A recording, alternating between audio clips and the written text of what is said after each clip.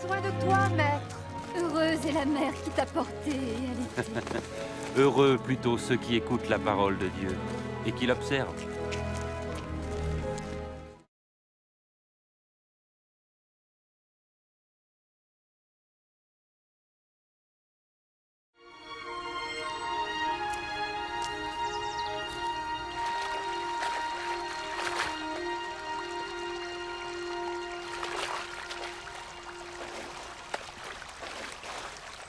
Apprends-nous à prier, comme Jean l'a appris à ses disciples.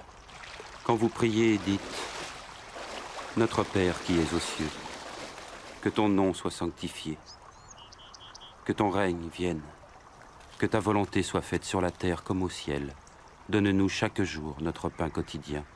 Pardonne-nous nos offenses, comme nous pardonnons aussi à ceux qui nous ont offensés. Protège-nous contre la tentation et délivre-nous du mal. »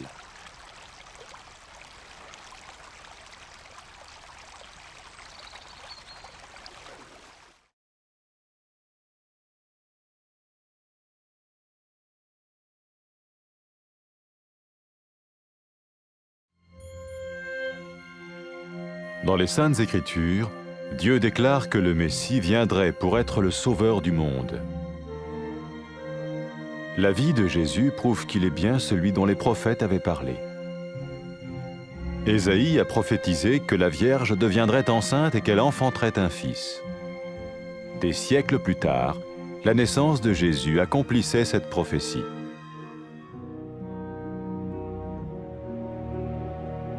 Les Saintes Écritures déclaraient que le saint à naître serait appelé le Fils de Dieu. Cela signifiait que Jésus serait le Fils de Dieu au sens spirituel et non au sens physique. Nous le voyons par sa manière de vivre. Il a guéri des malades, il a pardonné leurs péchés, les a ramenés à Dieu et leur a promis une place dans le royaume éternel de Dieu. Il s'est offert lui-même en sacrifice pour le péché à leur place. Puis il est revenu à la vie, victorieux sur la mort selon le plan de Dieu. Jésus a dit « Personne ne me prend la vie, mais je la donne de ma propre volonté. » La vie de Jésus n'a pas seulement accompli les écrits des prophètes, mais elle a aussi confirmé la vérité de la sainte parole de Dieu. Les prophètes avaient écrit « Ta parole, ô mon Dieu, est parfaite, elle dure à toujours. » Jésus lui-même a dit « Le ciel et la terre disparaîtront, tandis que mes paroles ne disparaîtront jamais. » Jésus est venu pour nous donner la vie dans toute sa plénitude. Et quand l'homme a désobéi à Dieu dans le jardin d'Éden, il a choisi sa propre voie et ses actions l'ont séparé du Créateur.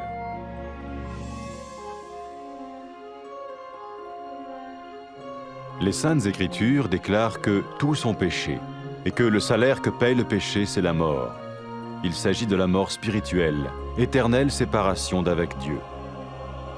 Mais tout comme Dieu a donné un bélier pour qu'il meure à la place du fils d'Abraham, ainsi il a envoyé Jésus, le Messie, mourir à notre place. Sa vie, sa mort et sa résurrection restaurent la relation entre Dieu et tous ceux qui mettent leur confiance en lui. Maintenant, non seulement Jésus pardonne les péchés de ceux qui le suivent, mais il les sauve aussi du jugement éternel de Dieu. Ils sont sûrs d'aller au paradis et de vivre avec lui pour toujours. C'est cette vie et cette liberté de la culpabilité et du pouvoir du péché que Jésus offre à chacun aujourd'hui. Cela ne veut pas dire suivre une religion, mais choisir d'avoir foi en Jésus qui dit « Je me tiens à la porte et je frappe. Si quelqu'un entend ma voix et ouvre la porte, j'entrerai chez lui. » Cela veut dire se tourner vers Dieu et croire que Jésus vient dans nos vies pardonner nos péchés et nous rendre tels qu'il veut que nous soyons. Il ne suffit pas d'approuver intellectuellement ce qu'il dit, ni de vivre une expérience émotionnelle. Nous le recevons par grâce, au moyen de la foi, par un acte de notre volonté. Lorsque quelqu'un est prêt à suivre Jésus le Messie, il peut lui parler par une simple prière. Peut-être êtes-vous prêt maintenant à ouvrir votre vie à Dieu. Si oui, vous pouvez vous joindre à la prière suivante, silencieusement. dans votre cœur. Seigneur Jésus, j'ai besoin de toi. Merci d'être mort sur la croix pour mes péchés.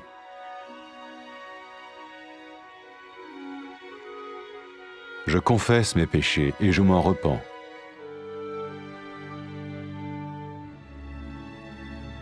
Je t'ouvre la porte de ma vie et je te reçois comme mon Sauveur et Seigneur.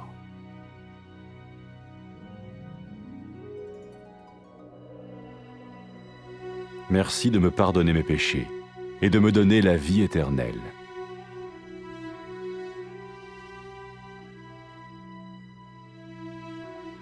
Fais de moi le genre de personne que tu veux que je sois. Maintenant que je deviens l'un de ceux qui te suivent. Amen.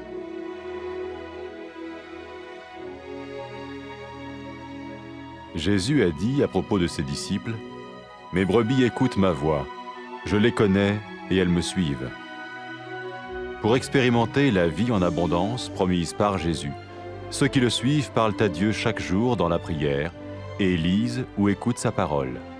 Ils parlent de lui à d'autres personnes et rencontrent régulièrement ceux qui l'aiment et le suivent. N'oubliez pas sa merveilleuse promesse. Tout pouvoir m'a été donné dans le ciel et sur la terre. Et sachez-le, je vais être avec vous tous les jours, jusqu'à la fin du monde.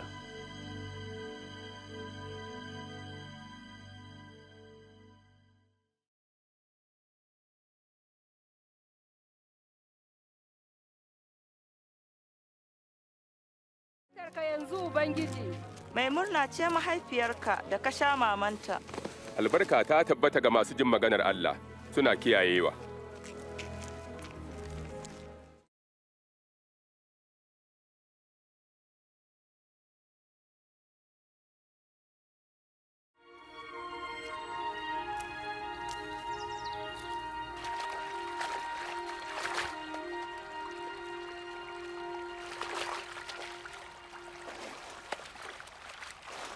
Koya mana addu'a yadda Yahaya ya koya wa almajiransa.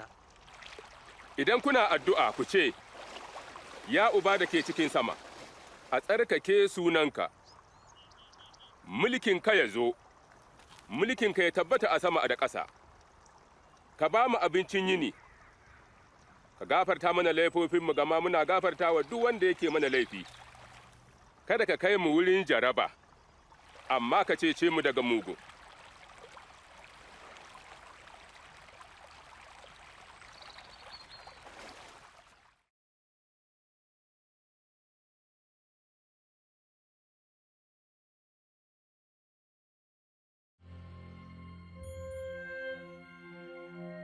Cikin littafi mai tsarki Allah ya shaida almasihu zai zo ya ceci dukkan duniya.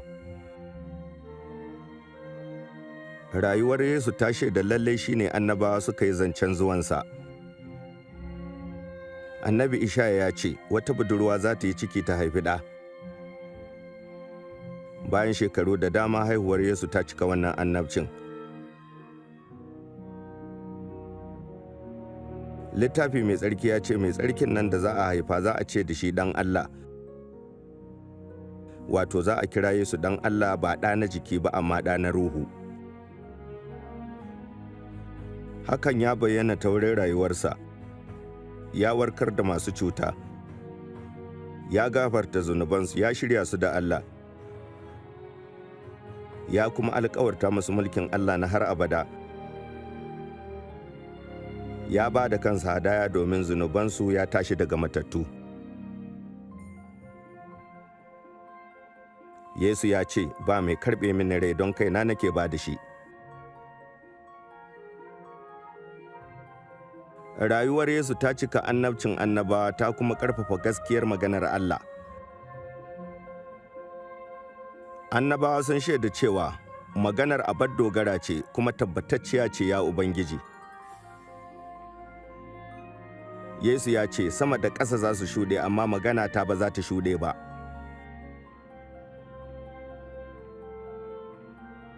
Yesu ya zo ya ba mu rai a yalwace. Ganin yadda mutum ya yi wa Allah rashin biyayya a gonar Adanin, mutum ya zaɓi bin hanyarsa wadda ta raba shi da mahaliccinsa.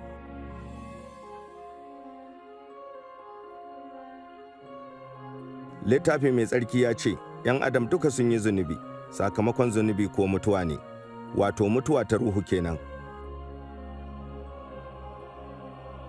Kamar yadda Allah ya tanada rago a maimakon ɗan Ibrahim, haka Allah ya aiko almasihu ya mutu a madadinmu. Rayuwa da mutuwa da tashinsa sun mai da dangantaka tsakanin Allah da masu dogara ga Yesu.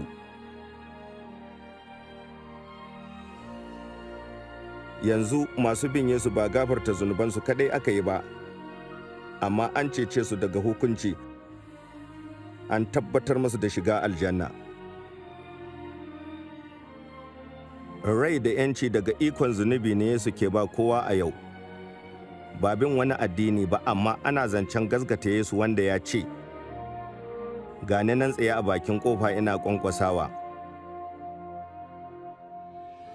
Kowa ya ji murya ta ya buɗe ƙofar sai in shiga wurinsa.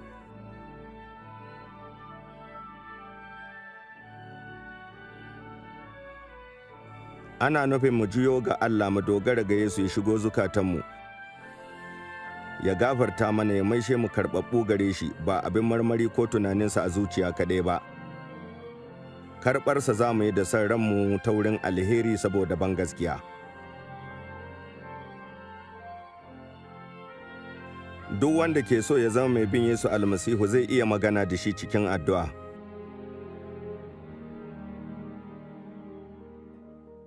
Mai yiwuwa kana shirye ka buɗe ƙofar zuciyarka, za ka iya yin wannan addu'ar a cikin zuciyarka. Ya Yesu, ina buƙatar ka. Na gode da mutuwar da ka yi don zunubaina.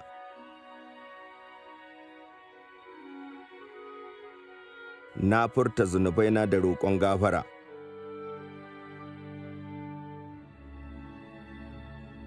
Na buɗe zuciyata, na karɓe ka zama mai cetona da Ubangijina.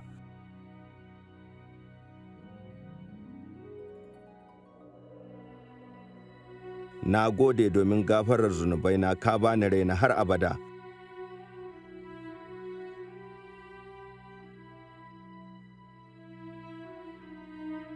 Ka maishe ni irin mutumin da kake so.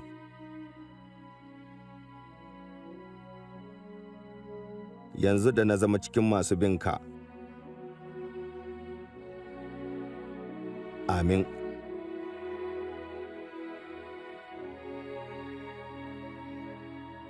Yesu ya yi magana kan masu binsa da cewa, "Tumakina sun san muryata, na san su suna bina."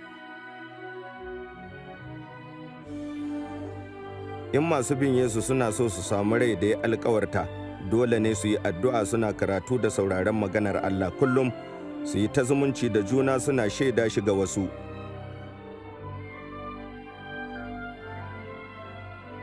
Tuna da alkawarinsa cewa an mallaka mini dukkan iko a sama da ƙasa, gashi ni kuma ina tare da ku har matuƙar zamani.